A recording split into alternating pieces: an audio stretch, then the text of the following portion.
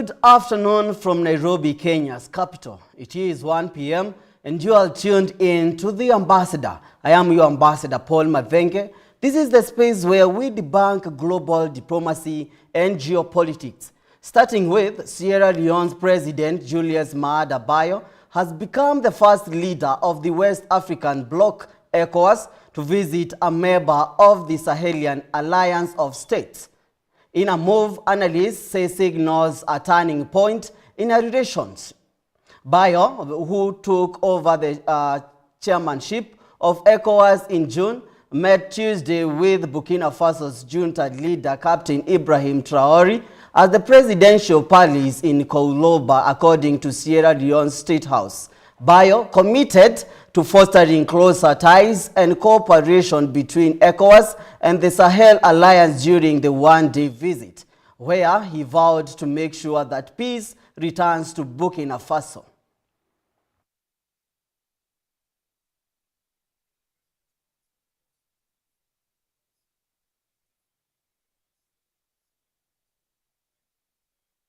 Yeah, the president's comments were the most upbeat from ECOWAS. They finally realized that the Sahel countries won't come back, and now their approach is to cooperate, to accept, this division, and just to make it work for daily life of millions of people, so people can still travel, work in other countries. Goods can continue to be traded. They've accepted it now. There won't be any talk more from ECOWAS for the Sahel countries to come back. So, in a way, the Sahel military regimes won. They got everything they wanted. They always wanted to keep the, trade privileges, that they could import, export goods, that their citizens can move around. And ECOWAS has realized they can't force them to come back, and kind of offer peace. So these were the most optimist, most upbeat comments from ECOWAS we've seen so far. And now moving on, Donald Trump has hailed so-called special relationship between the United States and Britain, describing his historic second state visit as one of the highest honors of his life. President Trump paid a glowing tribute to King Charles amid a day of rare British pageantry, even as thousands of protesters in London voiced their anger over his visit. Let's have a look. President Trump is at Windsor Castle, and the British royal family has been rolled out as diplomats. In renewing our bond tonight, we do so with unshakable trust in our friendship and in our shared commitment to independence and liberty.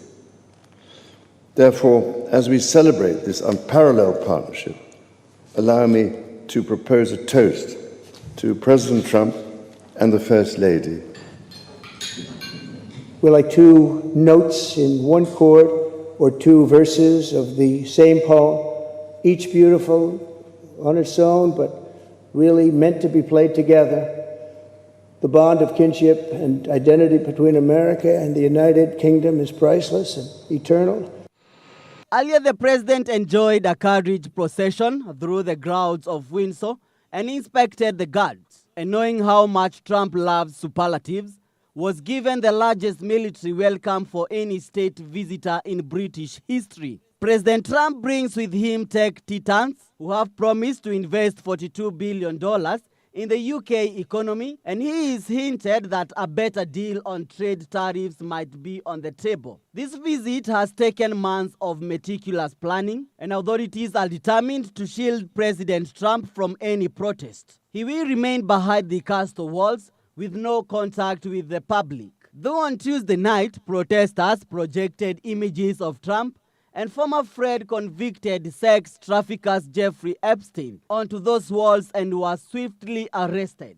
There's no room for error on Trump's day with the royal family. Despite 61% of the British public disliking him and many believing he is encouraging the rise in far-right support in the UK. Moving on, Microsoft and OpenAI have struck a deal to restructure their relationship, though the details aren't set in stone. That should clear the way for the ChatGPT market to become a for-profit firm. OpenAI wants more freedom to work with other firms beside Microsoft, which has seen its main backer, but the Windows maker wants to make sure it keeps access to the startup's AI tech. NVIDIA's latest chips for the Chinese market seems to be getting a lukewarm response. Some major tech firms, they have opted not to place orders. They say the new chip is being as expensive for what it does, and the performance lags older models that the US has banned for sale in China, though they are readily available through grey market channels. Oracle has gone from AI alleged to potential champion.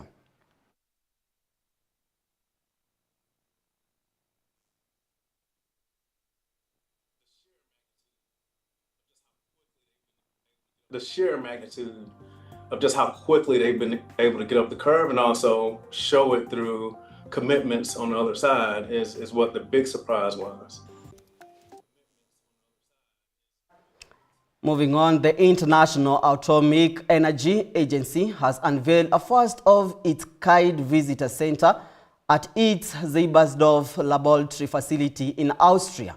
The immersive space showcases how nuclear science is tackling global challenges, from food security to ocean protection. The center was inaugurated by Director General Rafael Mariano and Austrian Ambassador Gabriela Sellner. The International Atomic Energy Agency has opened a new visitor center at Seibersdorf Laboratories in Austria, offering the public access to its scientific work for the first time. The facility features interactive exhibit on nuclear application in health, agriculture, energy, and environmental protection. My idea, my dream, is that this will be a place where students of all levels, from kids to researchers, are going to be coming here. First, and this is the gateway to understand what we do. And we are planning also to have and to give the opportunity for dignitaries and your presidents, heads of state, ministers to come here and also to see the labs. Because frankly, this is a unique, I would say, chain in the Nobel family of UN international institutions that are at the service of people. Director General Rafael Grossi led the inauguration, joined by diplomats and Austrian officials. He said the center brings the agency's mission of atoms for peace and development to life, and highlighted its role in promoting peaceful nuclear technology. In times of almost unprecedented skepticism towards both science and multilateral cooperation, this educational mission is crucial. Austria's Ambassador Gabriela Sellner praised the initiative as a step towards greater transparency and public engagement. Funded by the United States, the center is open to students, researchers, and visitors. Guided tours may include access to nearby labs focused on food safety, pest control, and nuclear security. The agency says the facility will serve as a platform for outreach and education. Reporting for GBS TV, I'm Ibrahim Said. The ambassador will take a short break. We will be right back with more here on GBS TV Africa as we debunk global diplomacy and geopolitics. Stay tuned.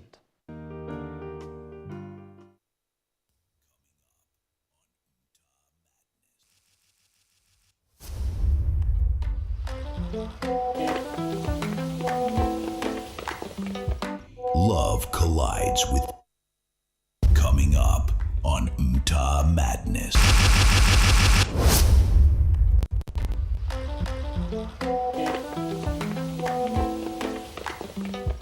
Love collides with betrayal.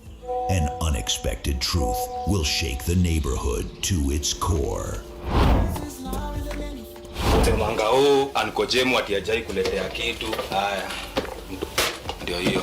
Miracle. Umetoa pia anko. Usijali, hiyo ni mambo yangu. Check expiry 2022. Kwa 2025 ni mkebe imeexpire, kitu iko ndani ni legit. Decision, one secret, and a storm no one saw coming.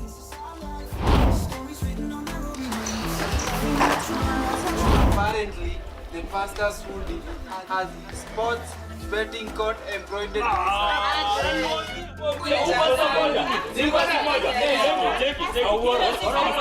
When trust breaks, all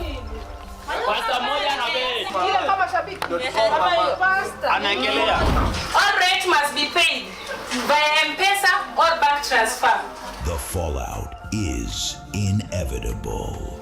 Nauliza, na hii tiri yako iko registered under which name? Kwa jina gani? Madam Transparency. Tuliona Fraud Surprise Limited. Kioski bila stoko. Next time, the past refuses to stay buried. Jackpot promotion. Unajua? Ndio jackpot promotion. My farm. Wamekuletea. So, unaweza jienjoy. Nashukuru sana. Sasa ndio mnajua kugonga. What they don't know won't light their torches. Ta Madness, a choice that changes everything. We're going to be talking about the rock industry and rock culture in Kenya. When an artist goes into a studio thinking about a hit song, God walks out of the room. So msanii achaguangi hit. Hakuna msanii. Msanii achaguangi hit. Like even most of the hit songs, some of the songs zinakuanga zile msanii hata apendi kwa hiyo. Really, that's true. This pressure that is coming in, you need to feed your audience what they want to be fed with, right? What is trending, you need to go as per what is trending. So if you ask a majority of people out here, yes, rock music is there, it is being played, but it's not recognized sana. Some years back, reggae music used to have a stereotype too. Reggae ilikuwa ya watu wa bangi, ya watu kama mtu alikufa, assuming someone died who died in the 90s, someone died in 1995, akifufuka saa hii au nao watu wanasikia reggae, he'd be very shocked. My goal is to demystify rock in Africa kwa sababu music is music. Guitar, the rock, all music came from Africa. Muziki haina kabila. How do I put muziki haina kabila? In fact, they'd be shocked. The rock music we know as of now came from black people. Wakamba ndio marockstar Kenya. Hi Kambas. You know they play the guitar, it's just an expression. Yeah, there's Kikuyu gospel hard rock, a guy called Kanyaki for example. So it's very misunderstood. Watu wanasema ni ya madevo, ni ya wazungu.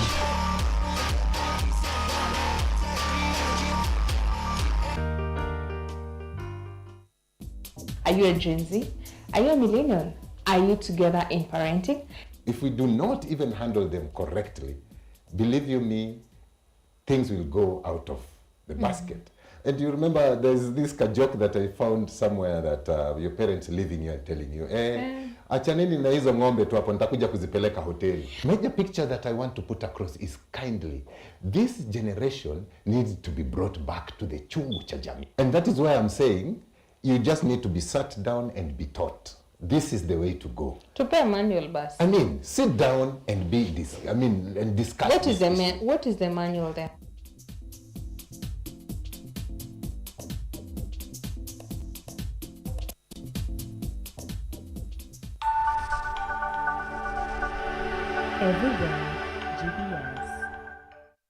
Welcome back to The Ambassador as we break down the development news for you and get the bigger picture on what's happening globally. And now moving on, the Israeli military says it is opening an additional evacuation route from the Gaza City for the next 48 hours, urging Palestinians to move south as it escalates operations against thousands of Hamas fighters. However, with hundreds of thousands of civilians still sheltering in the city, many remain reluctant to leave, citing fears of permanent displacement, danger along evacuation routes, and harsh conditions, including shortages of food and shelter in the south. In Gaza City, leaflets fall from below. Children and their families are gathering, each paper with a message from Israeli army to evacuate. Where should I go?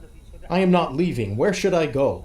There is nowhere to go. The evacuation message comes as Israel launches its long-expected ground offensive.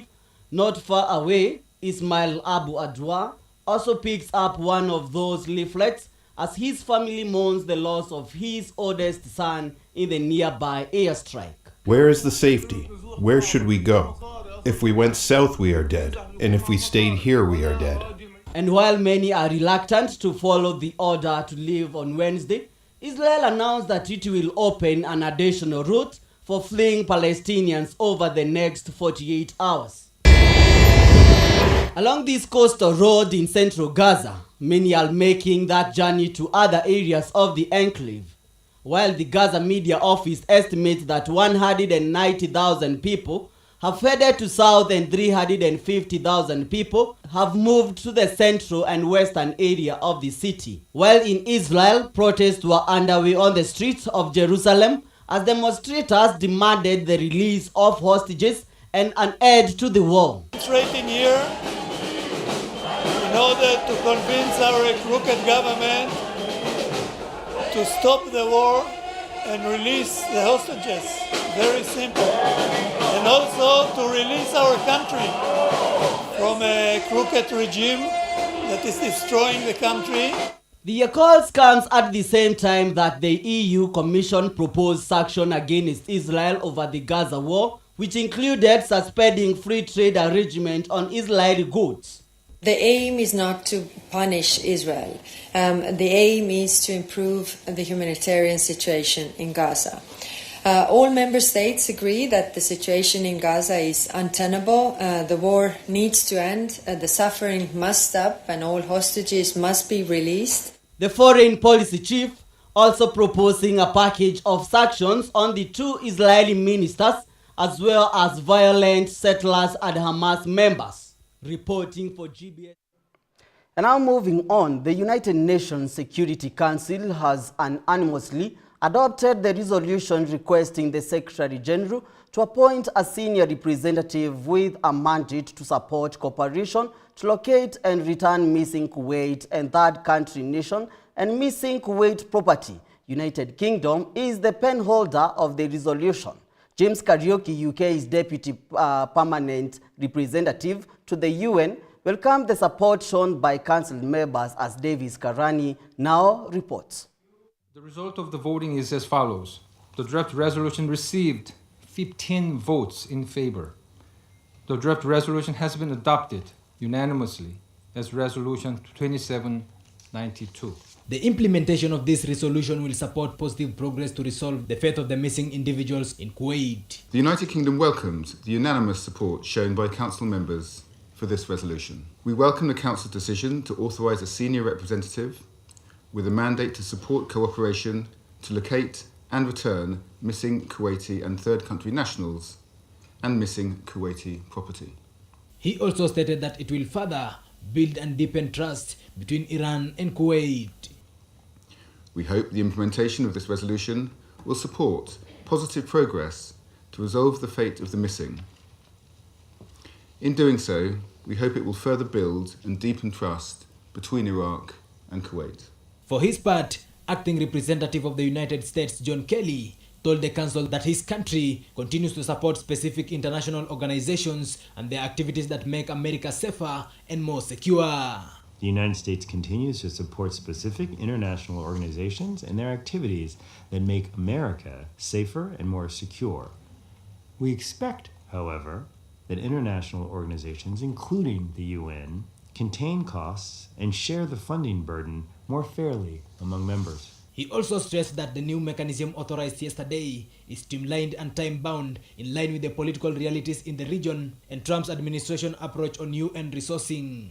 The new mechanism authorized today is streamlined and time-bound in line with the political realities in the region and the Trump administration's approach to UN resourcing. We will continue to press for responsibility when it comes to length, cost, and clear end states for this and other UN missions. Davis Karani, GBS News. Now from Botswana, Botswana's sprint sensation and Olympic gold medalist Lensile Tebogo is back in action at the World Athletic Championship in Tokyo. After a shaky start to his campaign, Tebogo is through to the 200-meter semi-finals, but she is not entirely pleased with his performance. Here is more on what happened on his hit and the bold performance he is making ahead of the next round. Tebogo will be really smarting. Botswana Olympic champion Letsile Tebogo advanced to the 200-meter semi-finals at the World Athletics Championships in Tokyo, clocking 20.18 seconds behind world champion Noah Lyles. Tebogo, well, there was a lot going on. But despite the result, Tebogo was highly self-critical, calling it a terrible race, especially around the curve.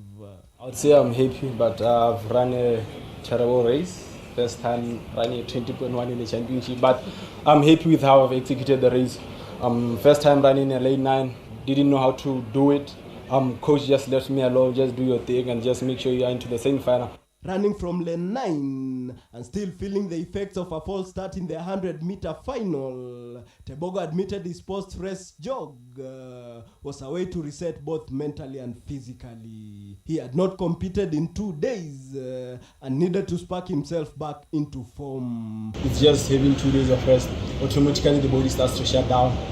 Yesterday when I did the shakeout, it was quite fun, but deep down the body wasn't responding to what I wanted to do, and I just had to force it over and over. So I believe with this rounds coming up, I still have to force it and try and dig deep into to get to the motivation that I want coming to this championship.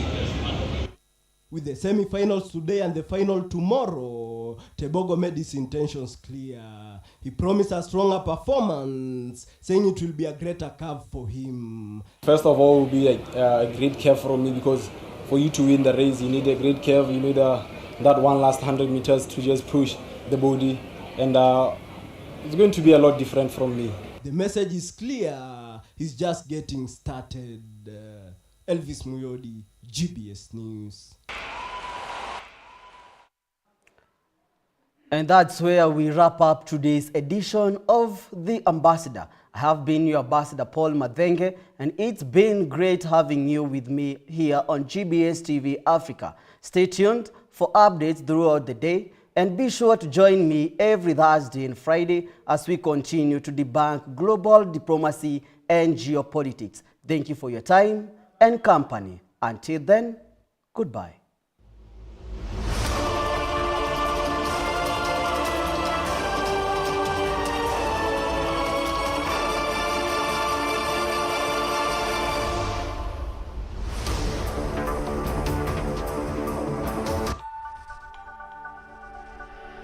Everywhere, GBS.